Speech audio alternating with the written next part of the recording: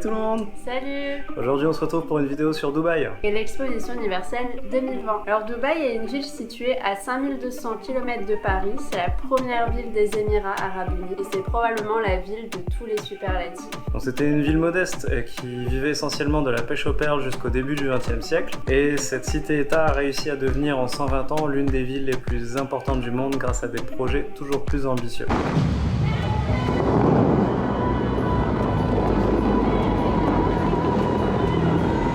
N'ayant pas de pétrole contrairement aux Émirats voisins, Dubaï a tout misé sur l'avenir pour se réinventer. C'est la troisième ville comptant le plus de gratte-ciel au monde et les architectures les plus avant-gardistes. Elle possède la tour la plus haute du monde, le Burj Khalifa, qui fait 828 mètres de haut, soit 2 fois et demi la tour Eiffel. Il y a aussi le Burj Al Arab, autoproclamé hôtel le plus luxueux du monde et qui a même inventé le 7 étoiles pour l'occasion. Dubaï met tout en œuvre pour être la capitale mondiale du shopping et du tourisme commercial avec une quantité incroyable de restaurants, de divertissements et surtout de centres commerciaux, certains avec une patinoire ou même une piste de ski artificielle. Au calme. Car dans cette ville construite de toutes pièces dans le désert, la température peut monter jusqu'à 55 degrés pendant l'été et le seul moyen de rester au frais, c'est de sortir dans les centres commerciaux climatisés.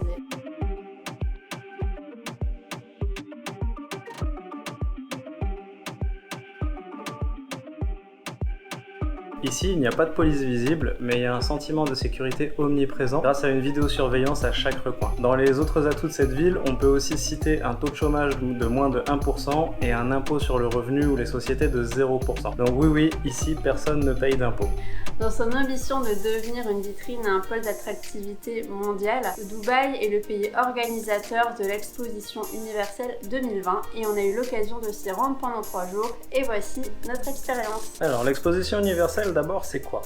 Donc c'est avant tout un événement international qui a été inventé en 1851 à Londres et qui se tient tous les 5 ans pour une durée de 3 à 6 mois. Le pays organisateur reçoit une délégation de chaque pays souhaitant y participer et chaque délégation a un pavillon au sein de l'exposition pour représenter son pays. Le but de l'exposition universelle est l'éducation du public, la promotion du progrès et la coopération. Elles offrent une audience internationale aux nations participantes et une puissante vitrine économique aux pays hôtes. Une exposition universelle est la vitrine technologique, industrielle et artistique d'un pays ouvert sur le monde entier. Ça c'est pour la théorie. Dans les faits, l'exposition universelle de Dubaï s'articule autour de 3 pôles. Le premier, c'est le développement durable, le deuxième, la mobilité, et le troisième, les initiatives de développement économique et d'éducation. Dans chaque pôle, on peut trouver des pavillons nationaux et un pavillon principal dédié à une problématique. Alors, qu'est-ce qu'on a vu lors de cette exposition? C'est une question un peu délicate car on a été assez vite sur les 3 jours, mais on a quand même réussi à visiter plus de 60 pavillons sur les 220 pavillons présents. La première chose qui nous a marqué, c'est l'architecture. Il y a une super recherche dans la conception des pavillons en eux-mêmes et c'est très agréable à découvrir et à observer, même si ces pavillons ne représentent qu'un tiers de l'exposition car le reste en fait sont 2-3 pays regroupés dans le même bâtiment, sûrement faute de moyens. Ensuite, même si la plupart des petits pavillons n'avaient pas d'innovation à proposer, c'était quand même vachement sympa de pouvoir découvrir un condensé de la culture des pays où on n'irait pas forcément en vacances, par exemple au Lesotho ou au Tadjikistan. C'était quand même des visites qui étaient vachement agréables.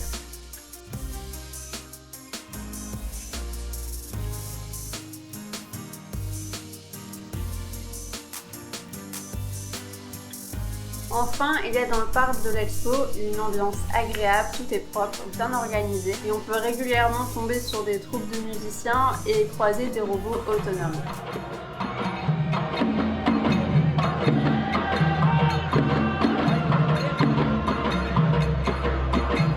Dans l'ensemble, on peut dire qu'on a vu des cartes de visite, quelques innovations technologiques, mais surtout énormément de vidéoprojections et de mapping. Ainsi que des expositions physiques qui servaient à présenter l'histoire ou l'actualité du pays.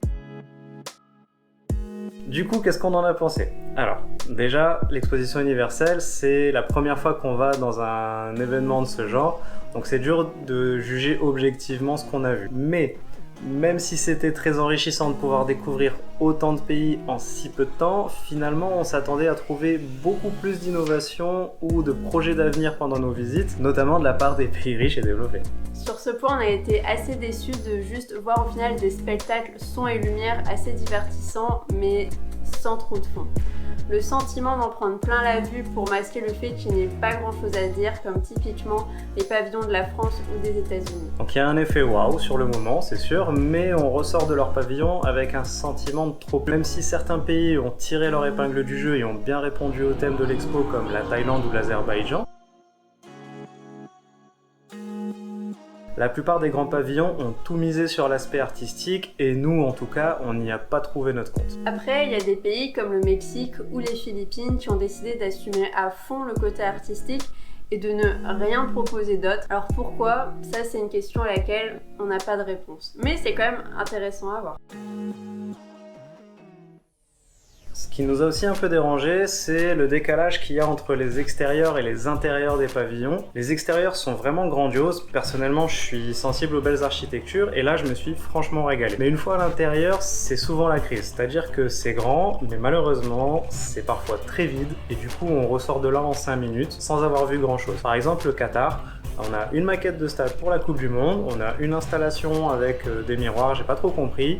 Et ciao. Les petits pavillons sont pour le coup plus authentiques, les installations plus simples, pas vraiment impressionnantes, mais on a clairement le sentiment d'avoir appris des choses, même si ça n'a rien de futuriste, à part quelques exceptions comme le Gabon. Beaucoup moins de moyens donc, mais un meilleur ratio découverte par rapport au temps passé dedans. Donc forcément, qu'est-ce qu'on recommande maintenant? Pour rappel, on a réussi à visiter qu'un quart de l'expo. Les 3 pavillons thématiques étaient de qualité inégale. On vous conseille surtout le pavillon sur le développement durable, qui était vraiment sympa, un peu interactif, chose qui selon moi a cruellement manqué dans cette exposition. Et éventuellement le pavillon des initiatives, qui est géré par l'ONU et qui présente en fait 3 parcours de vie assez touchant et que j'ai trouvé formidable. Pour les grands pavillons, mention spéciale à l'Espagne, au Maroc, à l'Indonésie et à la Thaïlande, qui vraiment valent le détour. Pour les petits pavillons, on a eu un coup de cœur pour Cuba.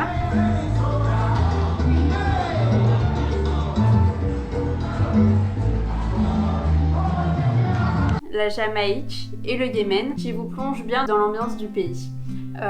Mais il y en a certainement d'autres qu'on n'a pas vues et qui doivent être pas mal du tout. Par exemple, on n'a pas pu faire le Japon parce qu'il y avait 2 heures d'attente, mais peut-être que ça vaut le coup d'y aller. Pour conclure, on est très content d'y être allé. C'est sûrement comme les Jeux Olympiques, un truc qu'on fait une fois ou deux dans sa vie. On a découvert plein de cultures et vu des installations très sympas, mais malgré tout, on reste un peu sur notre faim. Donc pour nous, exposition universelle, c'est synonyme d'invention, de technologie futuriste ou au moins de trucs un peu ouf. Imaginez par exemple en 1889, quand à l'Expo de Paris, les Français ont livré la Tour Eiffel ou le métro parisien en 1900. Là, au maximum, on a vu une maquette d'Hyperloop, une maquette de fusée SpaceX et des robots qui surveillent les visiteurs qui n'ont pas bien mis leur masque, qui leur disent « Ah, faut mettre le masque ». Moi, je m'attendais à des trucs vraiment plus dingues que ça, mais bon, peut-être aussi qu'on avait mal compris ce que c'est qu'une exposition universelle, c'est tout à fait possible.